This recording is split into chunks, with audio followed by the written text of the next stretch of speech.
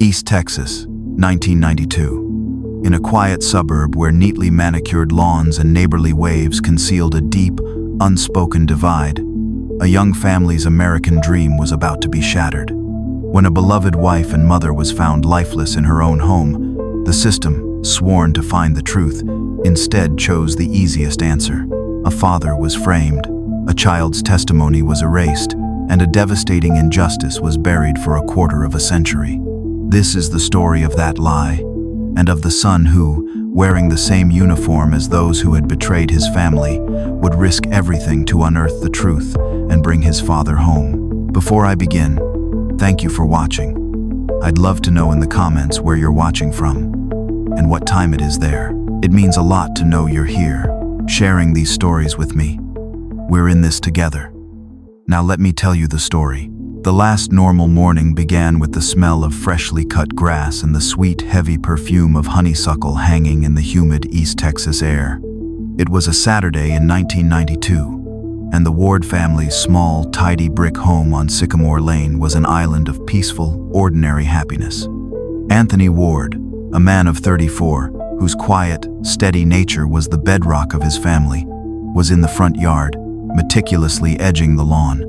Beside him was his 3-year-old son, Jalen, a cheerful, energetic toddler with his mother's bright, curious eyes. Jalen's job was to follow his father with a small, plastic lawnmower, its cheerful clicking a percussive counterpoint to the roar of the real machine.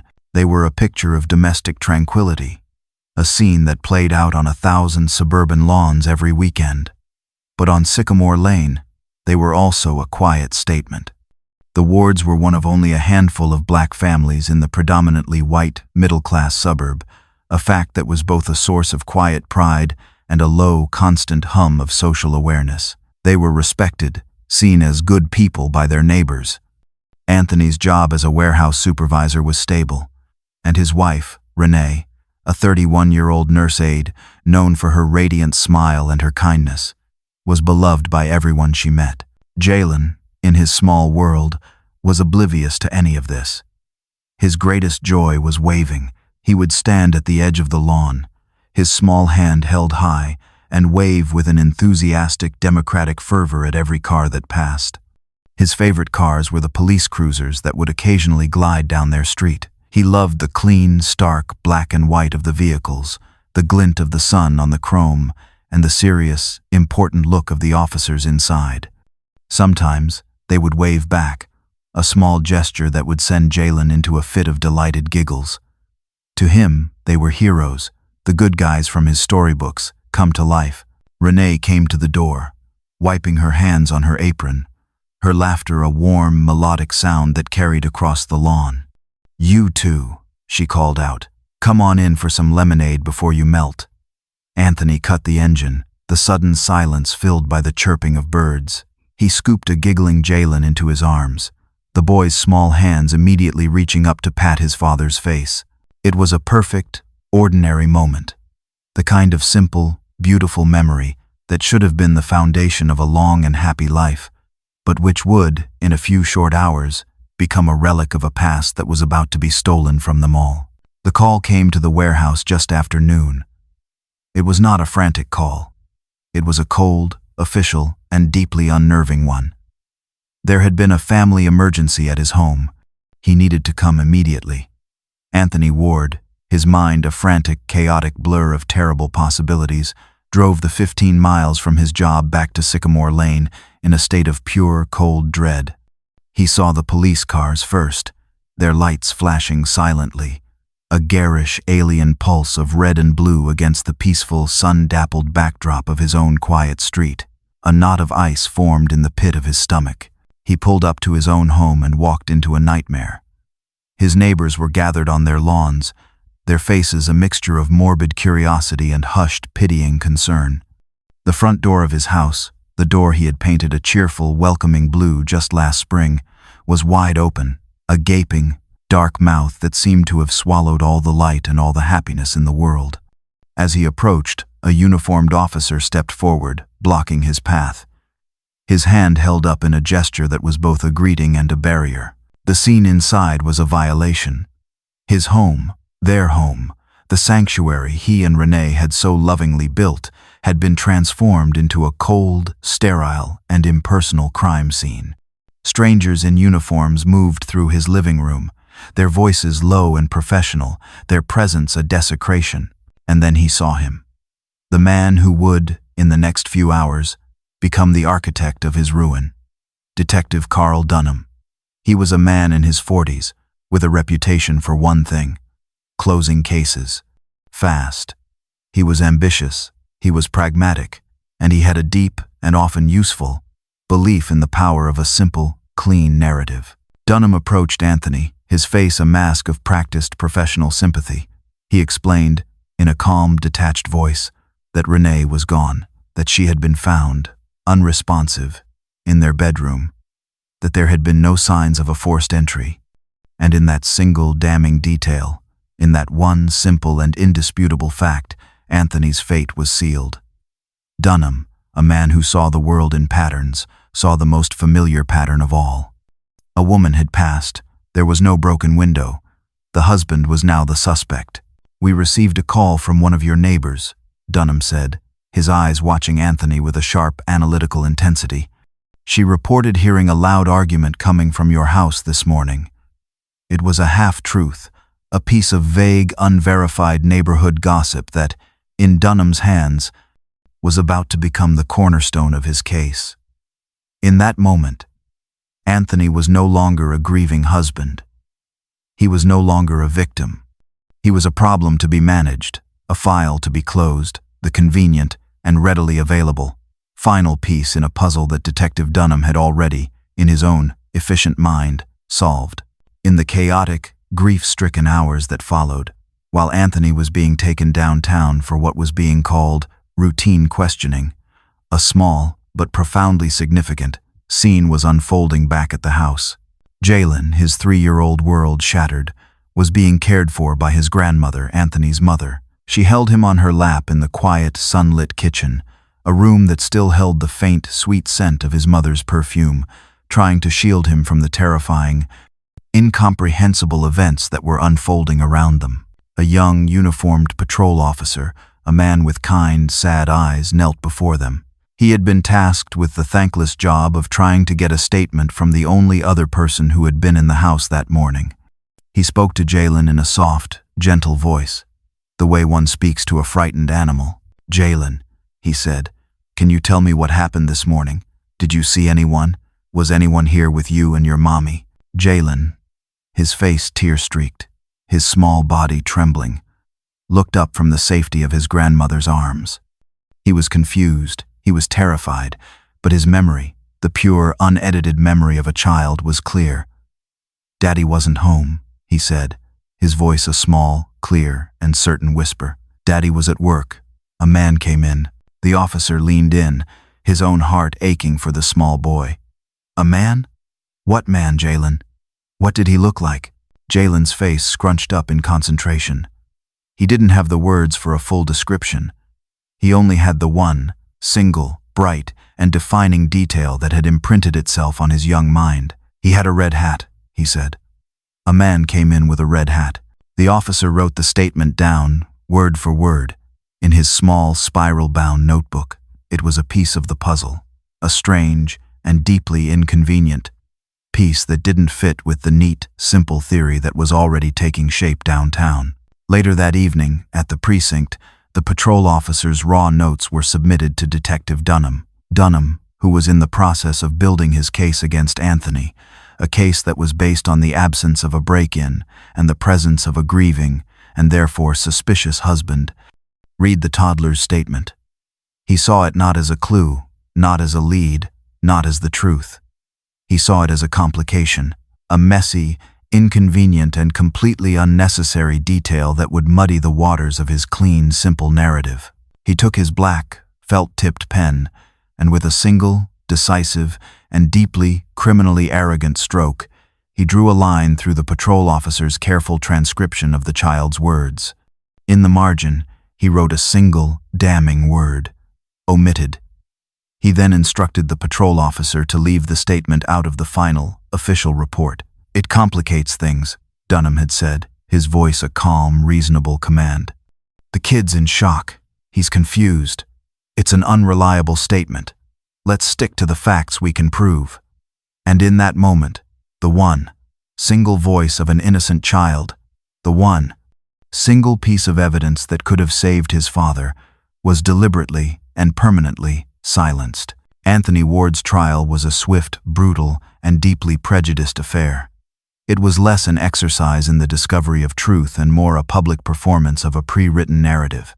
The prosecution, armed with a case that was built on a foundation of circumstantial evidence and thinly veiled racial stereotypes, portrayed Anthony not as a grieving husband, but as a cold, calculating, and unemotional killer. His quiet, shock-induced grief, his stoic, dignified demeanor in the face of an unimaginable loss, was masterfully reframed as the chilling, unfeeling composure of a guilty man. The prosecutor, a young, ambitious man who saw this high-profile case as a stepping stone in his own career, painted a vivid and completely fictional picture for the jury. He spoke of a marriage in trouble, of a man with a simmering rage hidden beneath a quiet exterior, of a final, violent argument that had ended in tragedy. The neighbor's vague report of hearing an argument, a report that had never been properly verified, was now presented as the definitive proof of a volatile and ultimately fatal domestic dispute. The jury, composed of 11 white members and 1 black member, listened with a kind of rapt, almost fearful attention. They saw a black man, a man who, unlike them, did not perform his grief in a loud, demonstrative way, and they mistook his stillness for a lack of feeling, his silence for a lack of remorse. They took less than 4 hours to return a verdict. Guilty. The narrator reveals the 2 key, and deliberately suppressed, pieces of exculpatory evidence that never made it to the courtroom. The evidence that would have shattered the prosecution's neat, simple narrative. The first was the bloody bandana, a small, dark red piece of cloth that a responding officer had found in the bushes in the ward's front yard. It had been logged into the evidence locker, but the lab intake form, which Jalen would later discover, had a chilling, handwritten note from the lab technician. Test for DNA never processed due to lack of official request from lead detective. Dunham had not wanted to know whose DNA was on that bandana. The second was a series of witness reports, taken by other officers in the hours after the event, from neighbors who had seen a red, beat-up, and unfamiliar pickup truck speeding away from the neighborhood that morning. The reports had been filed, but they had been buried, deemed unrelated to the case by Dunham himself. The man with the red hat, the man that a 3-year-old Jalen had seen so clearly, had been given a ghost to drive, and that ghost had been allowed to vanish, along with the truth. As Anthony was led from the courtroom in chains, his life destroyed, Renee's family, devastated and desperate for an explanation, clung to the one the system had given them. They turned their backs on him, their grief now hardened into a bitter and deeply misplaced certainty that the man they had once called a brother had been the one to take their beloved Renee from them. The verdict was a dividing line, a moment that shattered a family and set 2 very different and equally tragic life paths in motion. For Anthony Ward, the sentence of life in prison was the beginning of a long, slow, and deeply unjust descent into the cold, gray, and unforgiving world of the Texas penal system. He was no longer a husband, a father, a man. He was a number, an inmate, a convicted killer, the living embodiment of a lie he was now powerless to fight. For his 3-year-old son, Jalen, it was the beginning of a different kind of prison, a prison of the mind. He was taken in by his aunt, Renee's sister, a good, kind woman who was herself a victim of the official narrative. She loved Jalen fiercely, but she also believed, with all her broken heart, that his father was a monster. And so, as Jalen grew, he was told a simple, heartbreaking, and deeply poisonous lie. A story that was designed to protect him from a truth his family could not bear, but which, in the end, would only fracture his understanding of the world and of himself. "Your father was a good man, Jalen," his aunt would tell him, her voice thick with a sorrow that was both real and misplaced.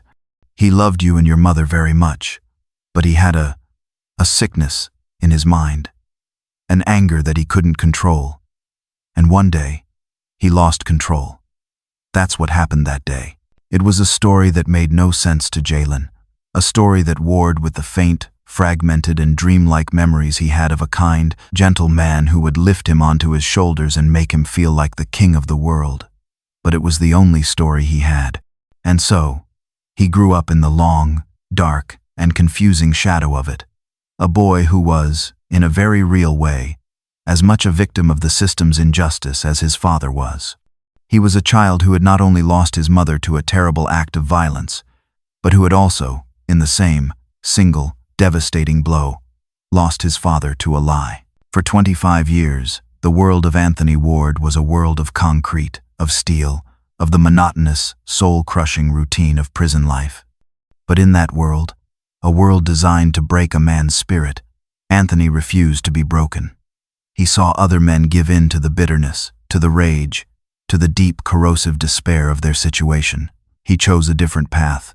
He would not let the lie that had stolen his life also steal his soul. He found his sanctuary not in the chapel, but in the prison library. A small, quiet, and often empty room filled with the cast-off, dog-eared paperbacks of a world that had forgotten him. He began to study. He read everything he could get his hands on, but his focus, his obsession, was the law. He taught himself to read legal texts, to understand the complex, labyrinthine language of the very system that had so profoundly and so completely betrayed him. He became a jailhouse lawyer, a respected and often sought-after legal mind among the inmates. He spent his nights in the small, cramped and cold confines of his cell, meticulously, and with a hand that grew more and more skilled over the years, filing appeals. One after another, they were denied, rejected on procedural grounds, their arguments never even reaching a judge, but he never stopped. The filing of the appeals was not just a legal strategy. It was an act of faith, a refusal to accept the finality of the lie, a way of screaming his innocence into the vast, indifferent, and deafening silence of the justice system. He became a pillar of the prison community. He used his hard-won knowledge not just for himself, but for others. He taught illiterate inmates to read and write, his quiet, patient demeanor a stark contrast to the brutality of their surroundings. They called him the preacher, not because he spoke of God, but because he spoke of a different kind of faith, a faith in the power of knowledge, of self-improvement, and of the idea that even in the darkest of places, a man could still choose to be a light. And every year, on Jalen's birthday, he would engage in a sacred and deeply heartbreaking ritual. He would write a long, loving letter to his son, a son he had not seen since he was a 3-year-old boy. He would tell him about his life, about the books he was reading, about his memories of Renee, and he would tell him, in the simple, clear, and unwavering language of an innocent man, that he had not done what they said he had done. The letters were always returned, unopened, the words "returned to sender" stamped in harsh red ink across the front. But he never stopped writing them. The letters were a testament to his enduring and seemingly hopeless love, and a quiet, powerful symbol of the family that had been stolen from him. His faith was his armor, a belief he would often articulate in the quiet of the library to the men he was helping. "The truth don't die," he would say, his voice a low, steady rumble, "just because people choose to bury it." While Anthony Ward was finding his purpose in the quiet, dusty world of a prison library, his son Jalen was finding his on the streets, in the uniform of the very system that had failed them. Driven by a deep, and largely subconscious, need to create the order, the safety, and the clear, unambiguous justice that his own fractured childhood had so profoundly lacked, Jalen had pursued a career in law enforcement with a singular, unwavering focus. He had excelled at the academy, his quiet, methodical, and deeply analytical mind a perfect fit for the structured, rule-bound world of police work. He was a good cop, a respected cop, a man who believed, with a fierce and slightly naive conviction, in the power of the law to protect the innocent and to punish the guilty. He was a man who was, in his own quiet way, on a crusade to protect people the way no one had protected us, a mission statement whose true, personal meaning he had not yet even begun to understand. He rose through the ranks, his reputation that of a sharp, methodical, and deeply by-the-book officer. He was not a hothead. He was not a cowboy. He was a man who believed in the power of evidence, of procedure, of the slow, grinding, and ultimately triumphant machinery of justice. He was in a way that was both ironic and deeply poignant, the very model of the kind of cop that should have investigated his mother's case all those years ago. He was a man who looked for the truth, not for the easy answer. His own, personal history had been a story of chaos, of a lie, of a world that made no sense. His career was a reaction to that, a way of imposing order on a world that he knew, in his bones, was capable of a profound and deeply unjust chaos. At 26, Jalen was assigned to the evidence processing unit, a temporary, and in the eyes of most cops, a deeply unglamorous rotation. His task was mundane, a necessary but unexciting piece of bureaucratic housekeeping, the digitization of old, cold case files from the pre-digital era. It was a job that involved long, quiet nights in the department's vast and slightly creepy archives, a place that smelled of old paper, dust, and the faint metallic scent of forgotten secrets. One late night, while working his way through a stack of cold case records from the early 90s, a stack of files filled with the faded, tragic stories of lives that had been interrupted and then forgotten, he typed a case number into the system that he had known, that had been burned into his memory for his entire life. It was an act of pure and almost subconscious curiosity, a quick, impulsive peek into the one, single, locked room of his own personal history. His father's file appeared on the screen. The digital copies were a clean, sterile, and deeply impersonal record of the day his world had shattered. He saw the crime scene photos, the cold, clinical images of his own childhood home, a place of warm memories now rendered a place of cold, hard evidence.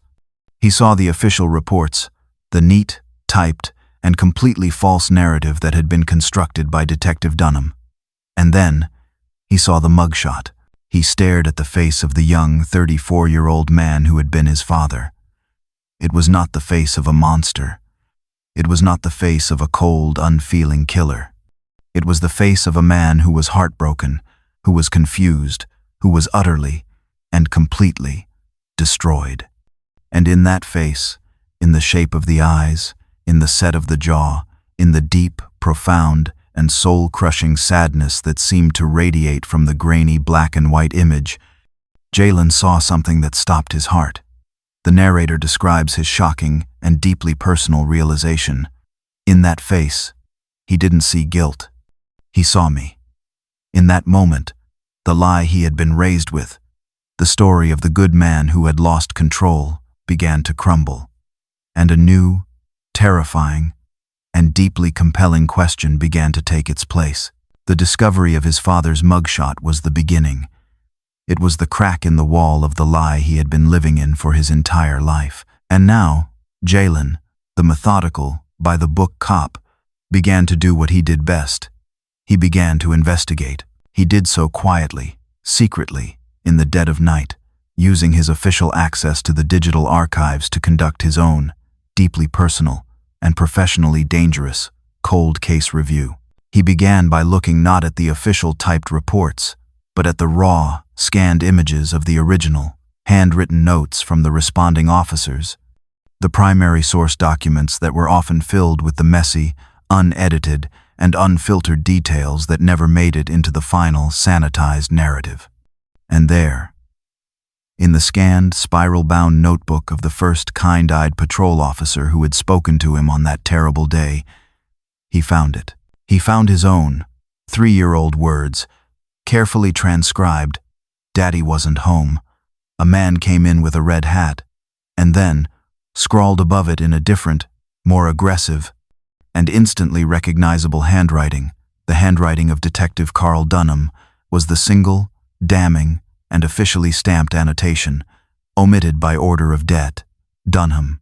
The sight of it, the cold, hard, and undeniable proof of a deliberate, official act of suppression, sent a jolt of pure, cold adrenaline through him. This was not a mistake. This was not an oversight. This was a lie. A deliberate and officially sanctioned lie. A moment later, he found another ghost in the digital machine.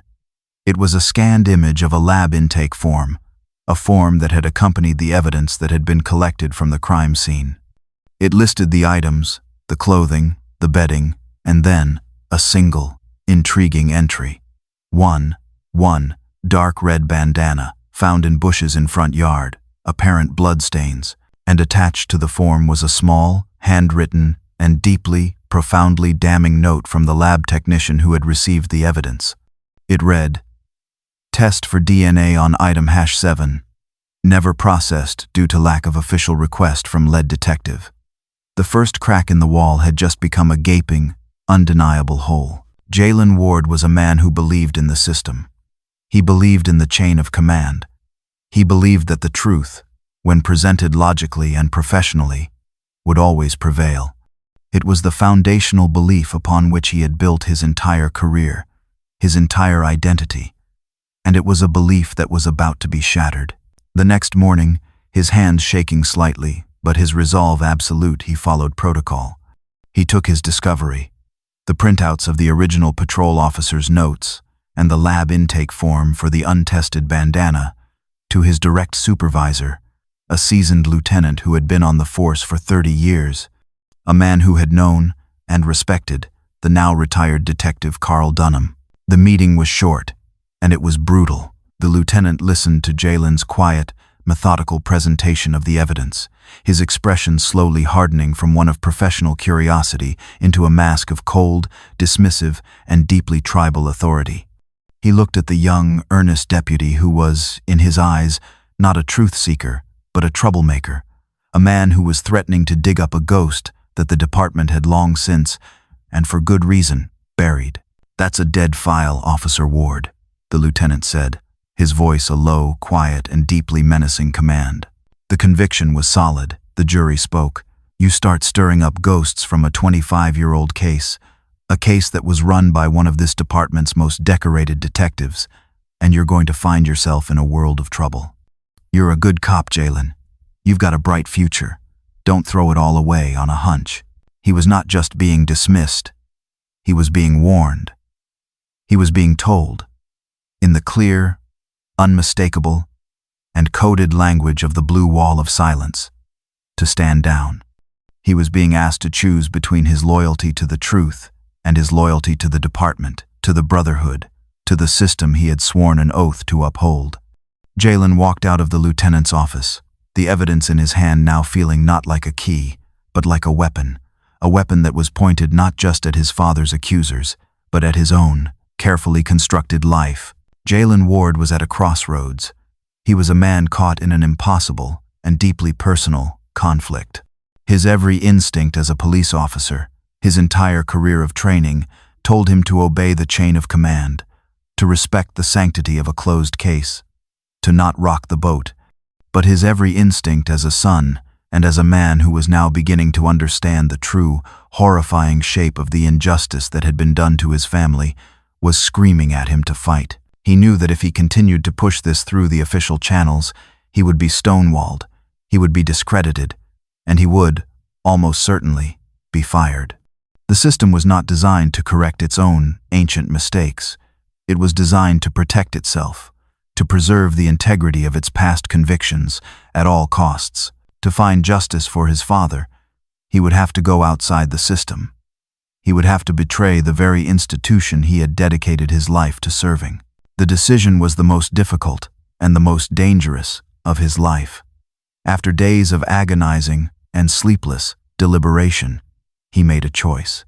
He contacted a local, and often controversial, legal aid foundation, a small, underfunded, and deeply tenacious group of lawyers who specialized in the one thing that made them the natural enemy of the police department: wrongful convictions.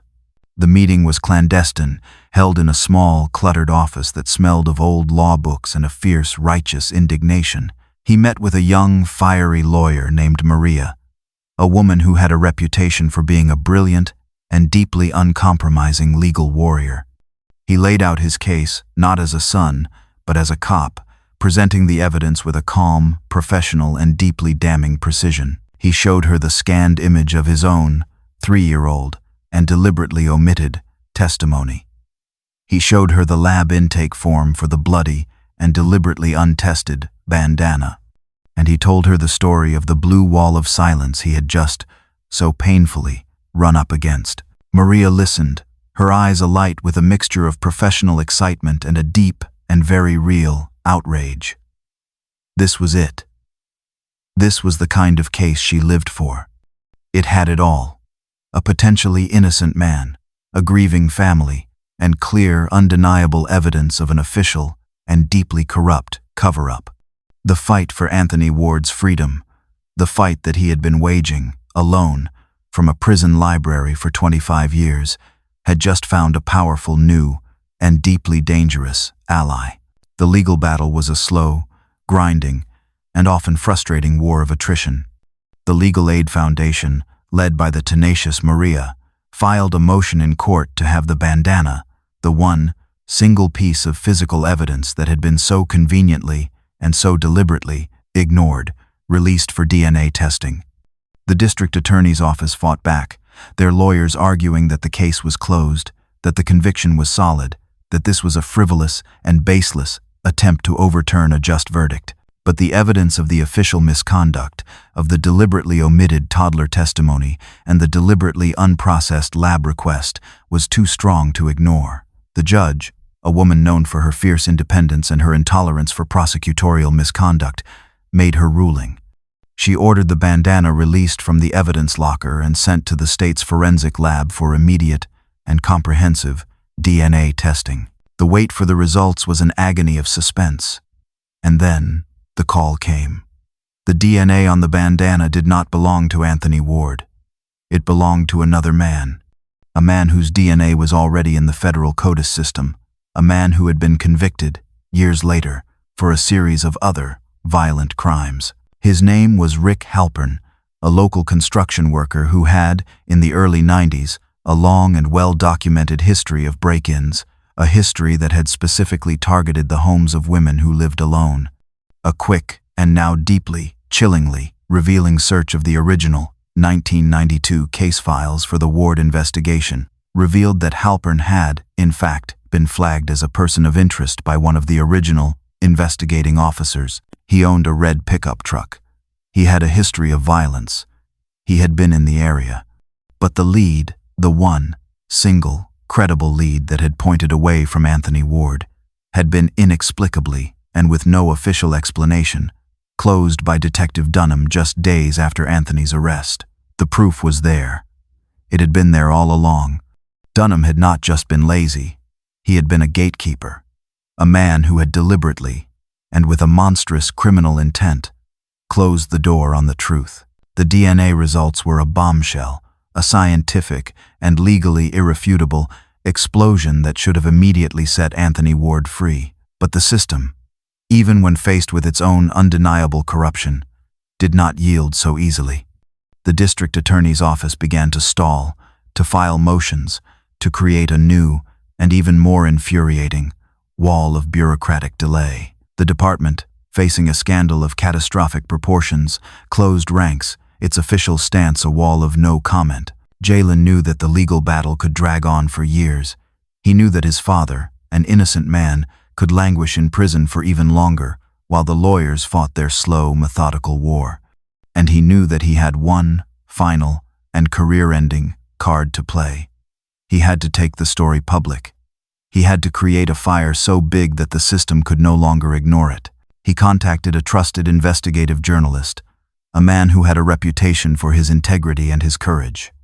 In a secret, off-the-record meeting, Jalen, under the protected and deeply symbolic alias of Blue Line Source, laid out the entire, sordid, and heartbreaking story. He gave the journalist everything: the suppressed toddler testimony, the buried bandana evidence, the new and explosive DNA results, and the story of the department's ongoing and deeply corrupt attempt to keep it all under wraps. The story exploded across the state and then the nation. The headline was a quiet, powerful, and deeply damning accusation: Suppressed DNA evidence may free man after 25 years. Decorated detective accused of framing innocent father. The story was a firestorm. A perfect storm of a wrongful conviction, of racial injustice, of a corrupt and celebrated detective, and of the son, a cop himself, who had risked everything to uncover the truth. The public outrage was immediate, and it was immense. The department and the DA's office were now not just facing a legal battle, they were facing a full-blown public relations catastrophe. The media firestorm forced a full-scale independent inquiry into the original 1992 investigation, and at the center of that inquiry was one man, the now retired and once celebrated Detective Carl Dunham. He was subpoenaed, and in a videotaped deposition that was leaked to the press, the architect of the lie was finally and publicly forced to confront the truth. The scene was a tense, legalistic, and deeply dramatic one. Dunham, now an old, respected, and comfortably retired man, sat at a long, polished table, his face a mask of arrogant and deeply offended denial.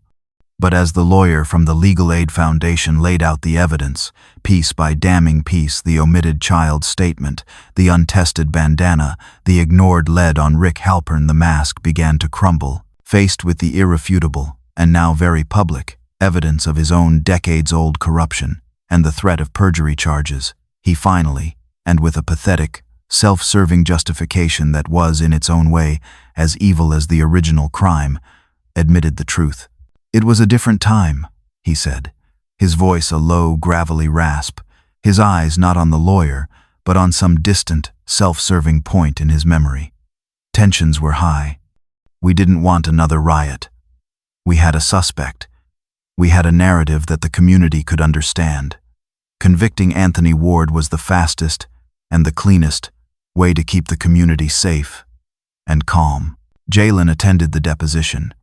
He sat in the back of the room, in his full, crisp, and immaculate sheriff's uniform, a silent, powerful, and deeply symbolic presence. He did not speak. He did not react.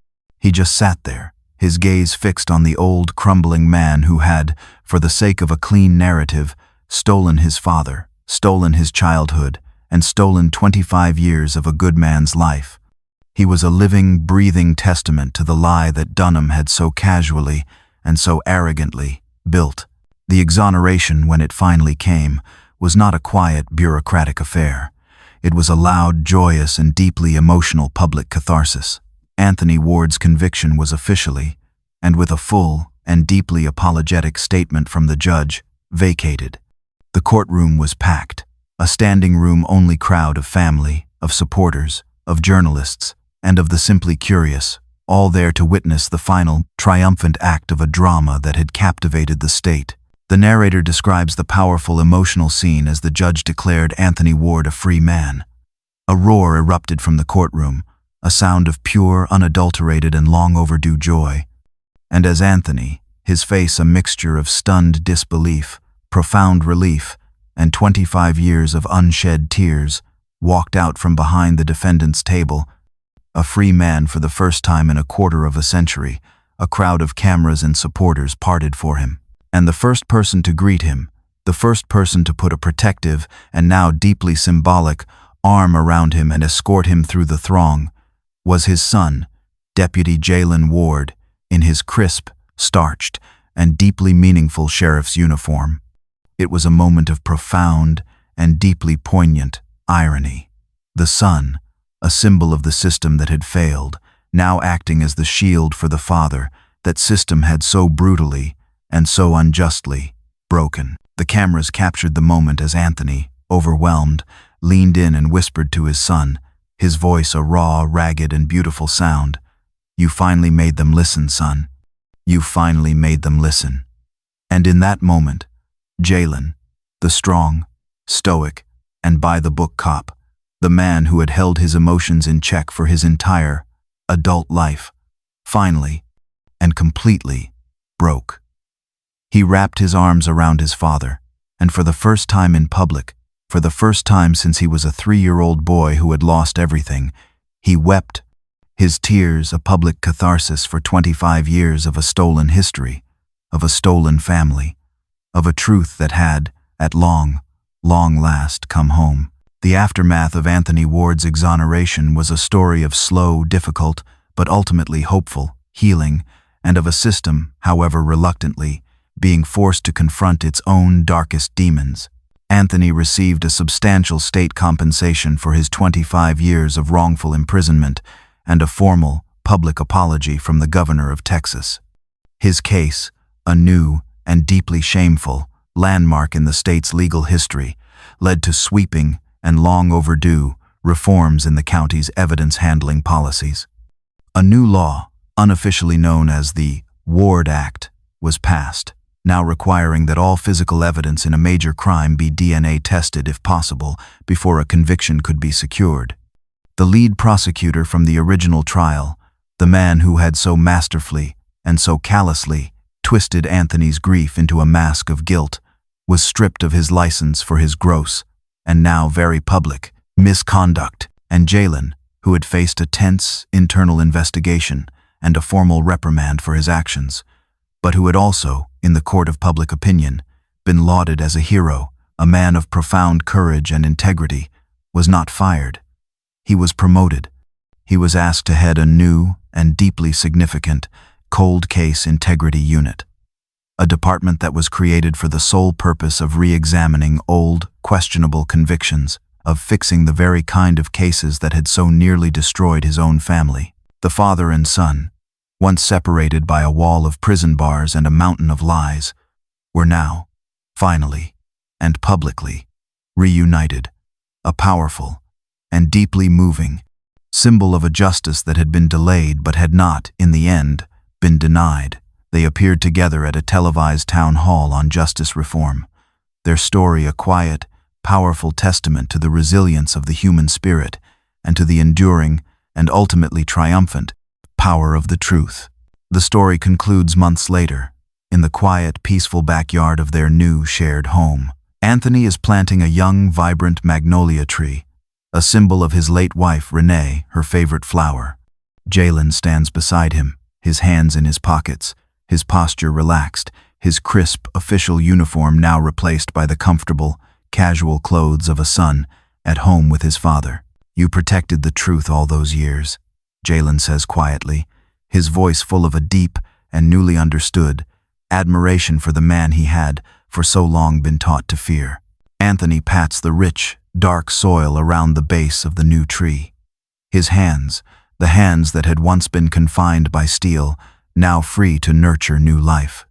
He looks up at his son, his face full of a profound, hard-won, and deeply healing peace.